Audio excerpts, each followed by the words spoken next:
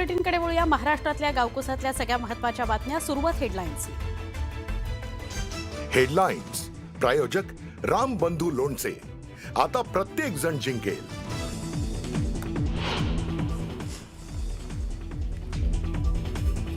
रवींद्र चव्हाण यांच्या वक्तव्याविरोधात काँग्रेसकडून लातूर बंदची हाक. मात्र बंद न ठेवण्याचं अमित देशमुख यांचं आवाहन.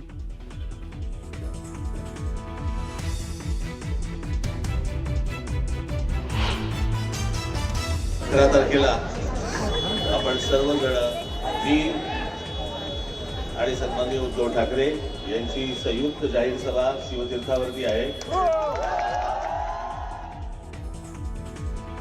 11 तारखेला उद्धव ठाकरे आणि राज ठाकरेंची शिवाजी पार्कवर सभा. संयुक्त सभेमध्ये ठाकरे बंधूंची धडाडणार तोफ.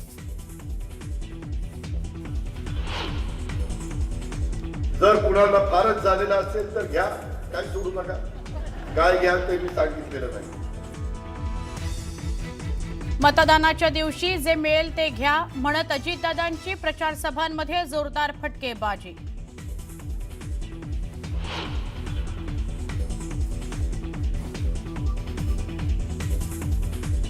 राज ठाकरेंनी उद्धव ठाकरेंकडे पक्ष सरेंडर केल्याचं म्हणत संतोष धुरींचा मनसेला जय महाराष्ट्र. तर ठाकरेंच्या युतीत सगळ्यात जास्त नुकसान राज ठाकरेंचं होतंय. फडणवीसांचा टोला.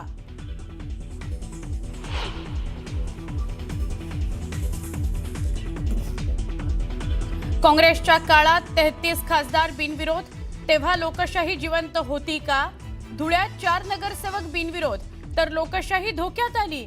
सभेतून मुख्यमंत्र्यांचा विरोधकांवर हल्लाबोल.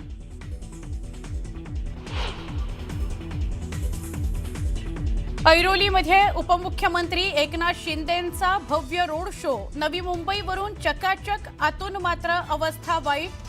झोपडपट्टी गावठाणाचा विकास करण्याचं आश्वासन.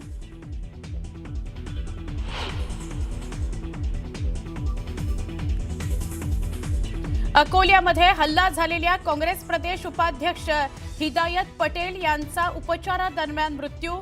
राजकीय वैमनस्यातून हल्ला झाल्याची माहिती.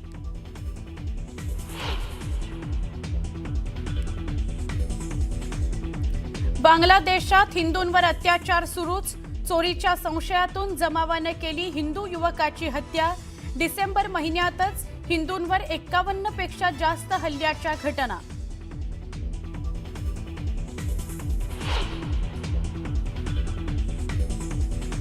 आणि हिमाचल आणि काश्मीरमध्ये तापमानात पुन्हा घसरण.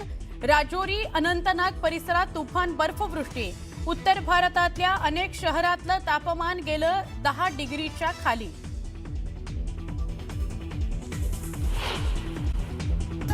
सकाळच्या पहिल्या बातमीपत्रामध्ये आपलं सगळ्यांचं स्वागत. आणि बातमीपत्राच्या सुरुवातीलाच एक मोठी बातमी. नागपुरात मुख्यमंत्री देवेंद्र फडणवीसांची सभा पार पडली. भाषण सुरू होताच कार्यकर्त्यांनी देवेंद्र फडणवीस आगे बढो अशा घोषणा द्यायला सुरुवात केली. यावेळी मी आणखी पुढे आलो तर स्टेजवरून खाली पडेन, घर की मुर्गी दाल बराबर मत समजो असं म्हणत सीएम फडणवीसांनी मिश्किल भाष्य केलं.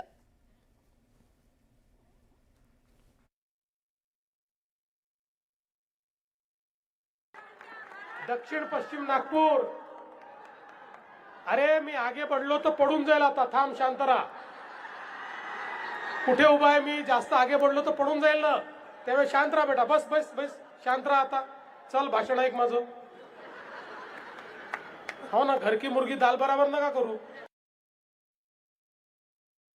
पिंपरी चिंचवडमध्ये झालेल्या सभेतून अजित पवार यांनी सूचक विधान केलंय. मागचं झालं गेलं, गंगेला मिळालं. आता आपण एकोप्यानं काम करायचंय. पवार साहेबांचं नेतृत्व म्हणजे पुढची दृष्टी असणारं नेतृत्व असं अजित पवार म्हटले. अजित पवारांच्या या वक्तव्यामुळे दोन्ही राष्ट्रवादीचं विलिनीकरण होणार असल्याच्या चर्चांना बळ मिळालंय.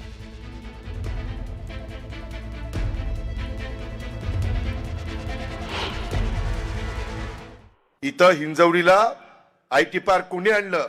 आदरणीय पवार साहेबांनी आणलं. आम्ही यावेळेस तुतारीला आणि घड्याळाला बरोबर घेतलंय. आम्हाला वाद घालायचा नाही. मागचं झालं गेलं, गंगेला मिळालं. आता आपण सगळ्यांनी एकोप्याने काम करायचंय. मनसे अध्यक्ष राज ठाकरेंनी मुंबईतल्या पश्चिम उपनगरात मनसे आणि शिवसेनेच्या शाखांना भेटी दिल्या आणि यावेळी मोठ्या संख्येनं मनसे आणि ठाकरेंच्या शिवसेनेनं कार्यकर्ते मोठ्या संख्येनं तिथे सहभागी झाले होते। यावेळी खरं तर राज ठाकरेंनी शिवाजी पार्कवर 11 तारखेला संयुक्त सभा घेणार असल्याची घोषणा केली आहे। शिवसैनिक आणि मनसैनिकांना निमंत्रण देत त्यांनी मोठ्या संख्येनं शिवतीर्थावर जमण्याचं निमंत्रण दिलं।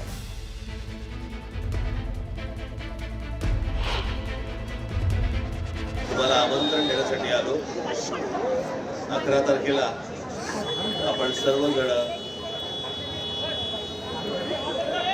मी आणि सन्माननीय उद्धव ठाकरे यांची संयुक्त जाहीर सभा शिवतीर्थावरती आहे। सभेला आपण सर्वजण या म्हणजे याच आणि 16 तारखेला सर्वजण गुलाल उधळत।